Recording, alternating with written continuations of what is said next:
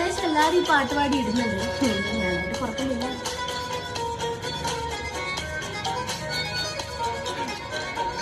ഈറൻമുടി കോതിയൊരുങ്ങി വെണ്ണില ചന്ദനം തൊട്ട് അത്തിമരച്ചോട്ടിൽ വന്നാൽ താരകരാവ്.